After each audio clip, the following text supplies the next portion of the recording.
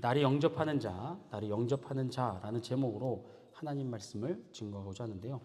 2주 전에 제가 말씀을 드렸듯이 오늘 나눌 주제는 가룟 유다를 중심으로 한 내용입니다.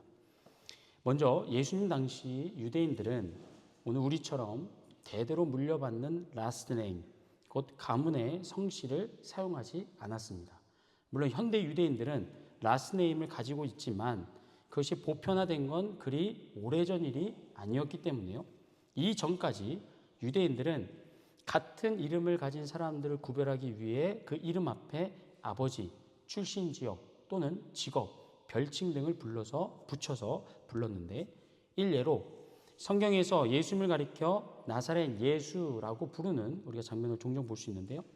당시 유대 사회에서 예수라는 이름은 굉장히 흔하게 붙여진 사용된 이름이었습니다. 때문에 다른 동명이인들과 구분하고자 예수님의 출신 지역인 나사렛을 붙여서 나사렛 예수라 불렀던 거고, 마찬가지로 가룟 유다도 역시 예수님의 제자 중에 유다라는 이름을 갖고 있는 또 다른 제자가 있어서 그와 구별하기 위하여 가룟이라는 단어를 붙인 것이었습니다.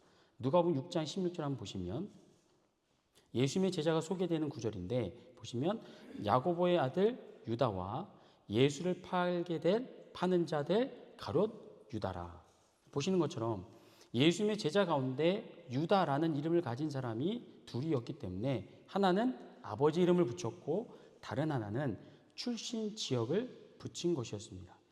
가롯의 뜻에 대해서 여러 견해가 있지만 가장 지지를 받는 건 그 가롯이 그리옷 출신의 사람이라는 해석으로, 성경에서 그를 가롯 유다라고 불렀던 원래 의도는 그를 배신자나 악인으로 낙인찍기 위해서가 아니라 단지 명확한 구별이 목적이었다는 것을 제가 이제 서두에 참고로 설명을 드렸고요. 이제 본격적으로 그 가롯 유다에 대한 성경의 증언들을 살펴보고자 합니다. 첫 번째, 가룟 유다에서 우리가 주목해 볼 것은 뭐냐면 그에게 주어진 운명입니다. 본문 18절을 다시 보시면 내가 너희 모두를 가리켜 말하는 것이 아니니라. 나는 내가 택한 자들이 누구인지 알미라. 그러나 내 떡을 먹는 자가 내게 발꿈치를 들었다 한 성경을 응하게 하려는 것이니라. 이게 누구를 향한 말씀입니까? 바로 가룟 유다에 대한 운명을 이야기하시는 건데, 우리가 알다시피 가룟 유다는 필요할 때만 예수님을 찾거나 기적의 현장에 있었던 수많은 무리 중에 한 사람이 아니었습니다. 그는 예수님께서 철야기도 후에 택하신 12명의 제자 가운데 한 사람으로 예수님이 행하시는 모든 기적을 다 경험을 했고요. 그분의 가르침을 가장 가까이서 들었던, 나아가 예수님으로부터 권능도 부여받아서 복음을 전하기도 했었던 예수님의 제자였습니다. 게다가 요한복음 6장에 보면 오병이의 기적을 맛본 사람들이 예수님께로 나와 또다시 이 오병이의 기적을 요청을 합니다. 근데 예수님이 거절하시죠. 그래서 크게 실망한 나머지 다들 예수님 곁을 떠났는데, 그때 끝까지 예수님 곁에 남았던 이들이 제자들이었고 그 제자들 중에는 가룟 유다도 포함되어져 있었습니다. 그렇게 예수님의 공생의 3년 동안 가룟 유다는 그 많은 체험과 함께 성실하게 제자의 자리를 지켰던 사람이었습니다. 그러나 다른 제자들과 다르게 그는 내 떡을 먹는 자가 내게 발꿈치를 들었다 라는 성경의 예언대로 그에게 주어진 이 배신자의 운명을 결국 피하지 못했다는 겁니다.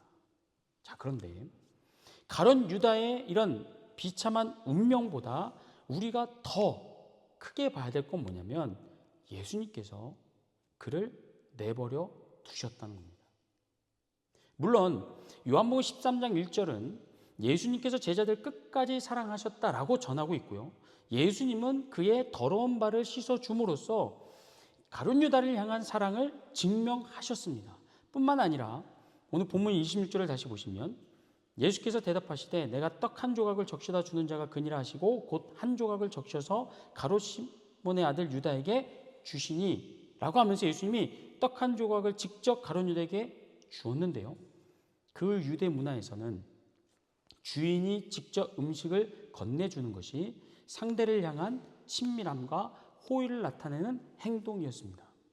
그런데 그 당시 주위에 있던 제자들이 예수님의 이 같은 행위를, 떡 한 조각을 전해주는 행위를 문화적으로 이해했다는 거죠. 그래서 29절을 같이 읽어봅니다. 시작.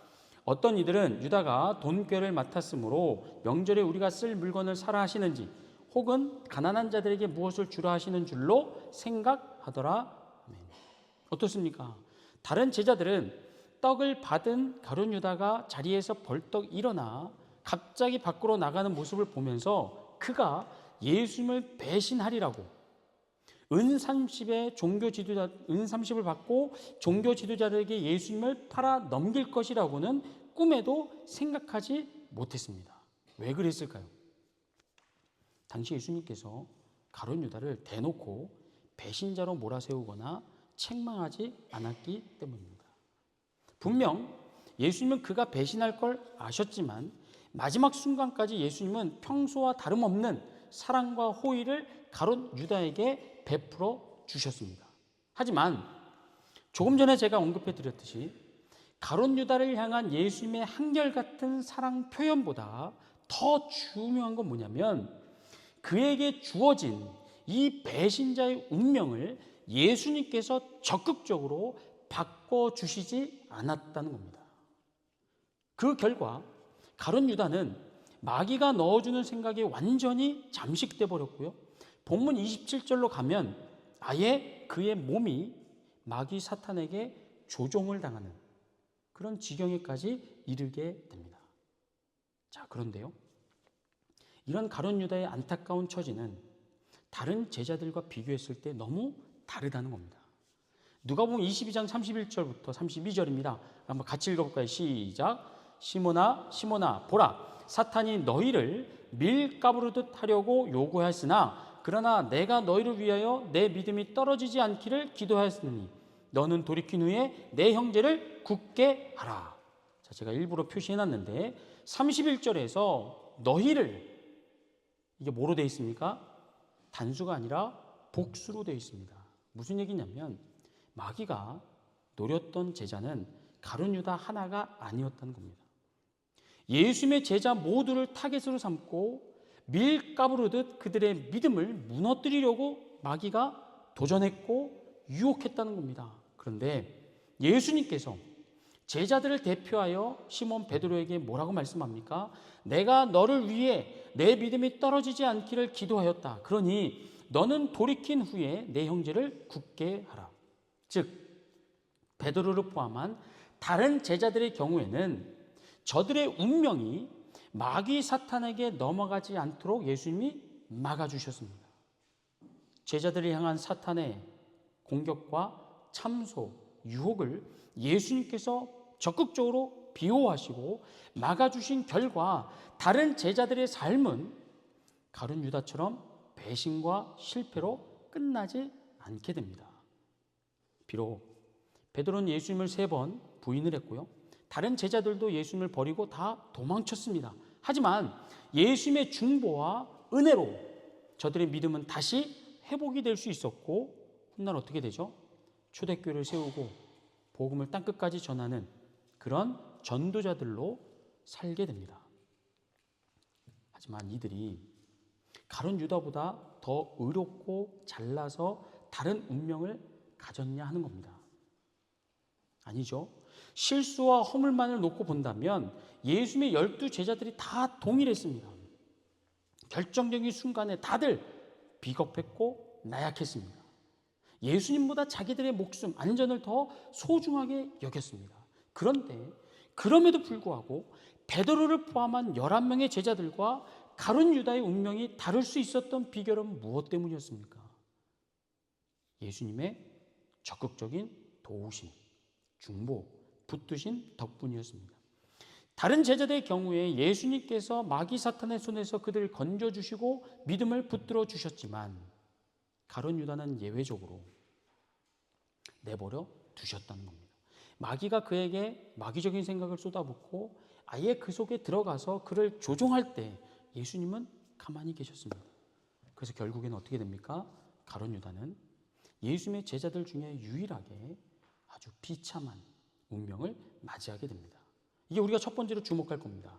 계속해서 두 번째로 볼 것은 뭐냐면, 이게 더 중요한데 그의 대표성입니다. 자, 성경에서 가룟 유다는 예수님을 배신했던 한 개인을 넘어서서 신앙 공동체 안에서, 즉 교회 안에서 하나님을 예배하며 말씀을 듣는 성도들 가운데 구원받지 못한 자들을 대표합니다.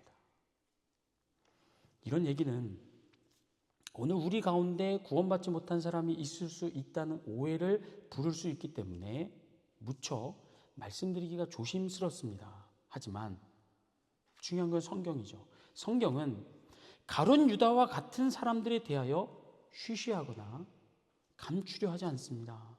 그 존재를 분명하게 인정하고 경고하기 때문에 우리가 이 내용을 분명히 아셔야 되는데요. 마태복음 13장에 보면 굉장히 중요한 비유 하나가 나옵니다. 우리가 일명 씨 뿌리는 자의 비유라고 부르는 이 이야기 속에서 예수님은 천국 말씀을 듣는 사람들의 다른 반응을 설명해 냅니다. 그 비유 안에는 길가, 돌밭, 가시떨기, 그리고 좋은 밭, 이렇게 네 종류의 밭이 소개가 되는데 각각의 밭은 상태와 조건이 달랐지만 한 가지 공통점을 갖고 있었습니다. 뭐냐면 모든 밭에 씨가 공평하게 뿌려졌다는 겁니다. 비유 속 농부는 좋은 땅에만 씨를 몰아주지 않고 그 당시 농사했던 방법대로 네 종류의 밭에 골고루 씨를 뿌렸습니다. 그러나 이후에 뿌려진 씨가 깊게 뿌리를 내리고 잘 자라서 풍성하게 열매를 맺었던 땅은, 밭은 어디였습니까? 좋은 땅 하나뿐이었습니다. 이렇게 좋은 땅에서만 많은 열매가 맺혀진다는 내용은 어려운 내용입니까? 아니죠. 굉장히 상식적인 내용입니다. 그런데 이 비유의 진가는 그 다음에 이어지는 예수님의 해석이 있습니다. 한번 마태복음 13장 18절부터 23절을 같이 한번 읽어보겠습니다. 시작. 그런즉 씨 뿌리는 비유를 들으라. 아무나 천국 말씀을 듣고 깨닫지 못할 때는 악한 자가 와서 인 것을 빼앗나니 이는 곧 길가에 뿌려진 자요 돌밭에 뿌렸다는 것은 말씀을 듣고 즉시 기쁨으로 받되 그 속에 뿌리가 없어 잠시 견디다가 말씀으로 말미암아 환난이나 박해가 일어날 때 넘어지는 자요 가시떨기에 뿌렸다는 것은 말씀을 들으나 세상의 염려와 재물의 유혹에 말씀이 막혀 결실하지 못하는 자요 좋은 땅에 뿌렸다는 것은 말씀을 듣고 깨닫는 자니 결실하여 어떤 것은 100배, 어떤 것은 60배, 어떤 것은 30배가 되느니라 하시더라. 이게 무슨 내용입니까? 당시 예수님께서는 그 시절에 있었던 농사법을 이야기하시거나 상식적인 말씀을 하신 게 아니라 우리의 영적인 상태에 대해서 이야기하신 것이었습니다. 비유 속에 등장하는 씨는 천국 말씀이었고 그 씨를 받았던 네 종류의 밭은 말씀을 듣는 사람들의 영적인 상태를 의미했는데 문제는 뭐냐면, 잘 들으세요. 길가, 돌밭, 가시떨기 같은 사람들이 자기들에게 뿌려지는 씨를 거부하거나 뱉어내지 않았다는 겁니다. 대신에 그들은 천국 말씀을 다 귀 기울여 드렸습니다. 그 말씀을 받아서 자기 마음밭에 심었습니다. 하지만 뭐 하진 못했습니까? 천국 말씀이 그 속에서 열매를 맺을 때까지 견디거나 감당해내지를 못했다는 겁니다. 다시 말하면 각자의 삶 속에서 선포된 하나님의 말씀에 순종하여 사랑, 기쁨, 화평, 오래 참음, 자비, 양선, 충성, 온유, 절제와 같은 그 열매들, 성령의 열매, 믿음의 열매를 맺지 못했다는 겁니다. 왜 그랬을까? 그 원인과 이유에 대해서 성경이 뭐라고 얘기합니까? 악한 자가 와서 그 마음에 뿌려진 것을 빼앗기 때문에, 말씀으로 인한 환난이나 박해를 견디지 못했기 때문에, 세상의 염려와 재물의 유혹에 넘어졌기 때문이라는 겁니다. 누구처럼요? 가룟 유다처럼요. 앞서 살펴봤듯이 가룟 유다는 다른 제자들과 동일하게 가까이에서 예수님의 말씀을 들었고 예수님이 행하시는 기적을 보았으며 복음 전파 사역에도 참여했었습니다. 더욱이 마지막 식사 자리에서 예수님은 친히 그의 더러운 발을 씻어주셨고 떡 한 조각을 건네주면서 그를 향한 사랑과 호의를 거듭해서 확인시켜 주었습니다. 그러니까 겉으로만 보면 가룟 유다는 예수님을 구원자로 믿는 데 있어서 다른 제자들에 비하여 뒤떨어지거나 부족할 게 없었습니다. 말씀을 적게 받은 것도 아니었고 예수님께 차별받은 것도 아니었습니다. 그런데도 정작 그는 마귀가 넣어주는 배신의 생각을 물리치지를 못했고 돈에 대한 욕심과 자기 성공에 예수님을 이용하려는 세속적인 야망을 내려놓지를 못했다는 겁니다. 그래서 요한복음 6장에 보면 예수님이 그를 가리켜 마귀라고 부르고요. 요한복음 12장에서는 그를 가리켜 돈을 훔쳐가는 도둑이라고 고발을 하고 있습니다. 이걸 지금 읽었던 마가복음 13장 식으로 바꿔보면 이렇게 됩니다. 가룟 유다는 길가처럼 악한 자에게 말씀을 모두 뺏겨버렸고요. 돌밭처럼 예수님의 임박한 고난과 죽음 앞에서 뒷걸음질 쳤습니다. 그리고 가시떨기처럼 재물에 대한 욕심과 유혹의 생각과 마음이 완전히 꽉 막혀버리고 말았다는 겁니다. 근데 문제는 뭐냐면 가룟 유다가 특정 인물로만 제한되거나 국한되지 않는다는 겁니다. 그는 신앙 공동체 안에서, 즉 교회 안에서 하나님을 예배하고 말씀을 듣고 직분을 받고 사역을 감당하는 성도들 가운데 겉으로 봤을 때는 다 똑같아 보이는 성도들 중에 있을 수 있는 구원받지 못한 자들을 대표한다는 거고요. 동시에 성경은 가룟 유다를 통하여 교회 안에 들어와 있는 것만으로 참된 믿음과 구원이 보장되지 않는다는 경고를 우리에게 주고 있습니다. 자, 지금까지 우리는 가룟 유다에 대한 성경의 증언들을 살펴보았는데 짧게 정리하면 이겁니다. 첫째, 그의 운명은 어떤 외적인 요소, 예를 들어서 기적을 체험하거나 말씀을 듣는 것으로 인하여 바뀌지 않았다는 거고요. 둘째, 교회 밖이 아닌 교회 안에 있는 구원받지 못한 자들의 대표가 된다는 겁니다. 이 둘을 종합했을 때 우리가 얻을 수 있는 결론은 뭐냐면 우리도 사실 가룟 유다처럼 될 수 있었다는 겁니다. 다시 말해 우리가 가룟 유다보다 더 선하기나 더 의로워서 우리 스스로 구원을 이루고 우리 스스로 구원을 만들어낸 게 아니라는 겁니다. 구원은 하나님께 속해 있는 하나님의 주권에 달려 있습니다. 인간 자신의 노력과 애씀으로 만들어낼 수가 없습니다. 길가, 돌밭, 가시떨기가 스스로 땅을 일구고 스스로 변화되어 좋은 땅이 될 수 없었던 것처럼 하나님께서 좋은 땅으로 바꿔주시지 않으면 아무리 말씀을 많이 들어도 아무리 기적을 체험해도 결코 우리는 구원에 이를 수가 없다는 겁니다. 그런데 감사하게도 하나님께서 전적인 은혜로 저와 여러분을 가룟 유다의 운명에서 건져내어 구원해 주신 줄로 믿습니다. 그 전에 길가, 돌밭, 가시떨기 같았던 우리의 황폐한 마음밭을 하나님의 은혜로 열매 맺는 좋은 땅으로 하나님이 바꾸어 주셨습니다. 그렇다면 결론이죠. 오늘 우리가 가룟 유다와 다른 운명을 주어받았다는 것, 다른 운명을 갖고 있다는 것을 우리가 어떻게 확인하고 알 수 있을까? 그 답이 오늘 본문 20절에 나옵니다. 20절 말씀입니다. 같이 읽습니다. 시작.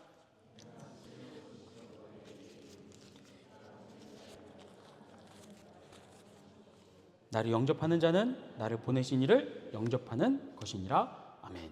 여기서 우리말 반복되는 영접하다로 번역된 헬라어가 람바노라는 단어인데 이 단어는 이런 뜻입니다. 자신에게 다가온 사람을 받아들이고 그가 전하는 말과 뜻까지 기꺼이 수용한다라는 뜻입니다. 따라서 구원받은 사람의 가장 분명한 특징이라고 한다면 뭐가 됩니까? 예수님을 거부하지 않고 그분의 말씀을 믿음으로 받아들이는 게 됩니다. 네, 흥미롭게도 본문 20절에 영접하다와 30절에서 가룟 유다가 떡 한 조각을 받았다라고 할 때 같은 단어가 쓰입니다. 람바노. 그런데 가룟 유다는 예수님께서 건네주신 떡은 받았지만 정작 그 떡을 건네주신 예수님을 영접하지는 않았습니다. 예수님의 사랑과 호의는 받았지만 예수님의 말씀과 통치는 받아들이지 않았습니다. 예수님을 자신의 구주와 주님으로 모시기보다는 자신의 욕심과 계획을 이루는데 이용하려고만 했다는 겁니다. 그러나 구원받은 사람은 다르다는 거죠. 구원받은 사람은 자신이 원하는 말씀만 골라받는 것이 아니라 때로 나를 책망할 때, 나를 회개케 하는 그런 어려운 말씀까지도 하나님의 말씀으로 받아들입니다. 예수님께서 위로하실 때만 가까이 하는 것이 아니라 내 생각을 내려놓고 순종하라고 명령하실 때도 구원받은 사람은 그 말씀을 믿음으로 받는다는 겁니다. 이 시간 지금까지 살아온 우리 삶을 한번 돌아볼 수 있기를 원합니다. 솔직하게 여러분, 예수님을 믿고 난 뒤에 항상 좋은 일만 생겼습니까?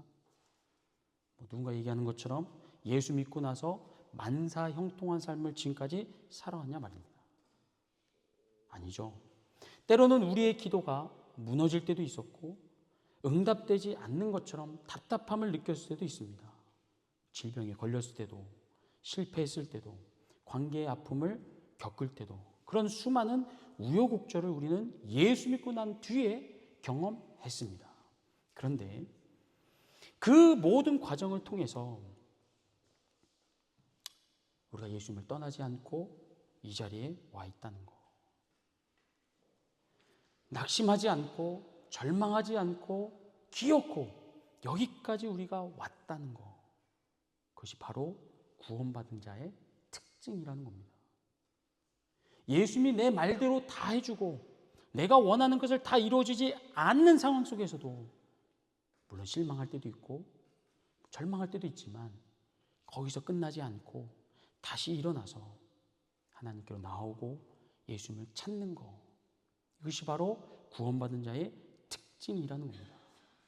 그리고 이 자리에 앉으셔서 세상의 물질적인 복과 형통받는 비결을 듣고 계시지 않고 더 큰 순종과 영적인 열매를 강조하는 이 메시지를 듣고 있다는 것, 그걸 불편해하지 않고 그걸 감사함으로 받아들인다는 것, 그것이 바로 구원받음의 강력한 증거가 됩니다.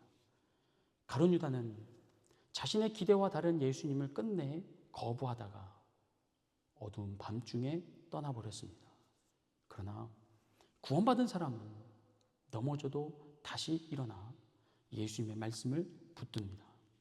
구원받은 자의 특징은 한 번도 흔들리지 않는 완벽함이 아니라 수많은 흔들림 속에서도 예수님을 포기하지 못하고 그분께 다시 돌아오는 믿음의 방향에 있습니다.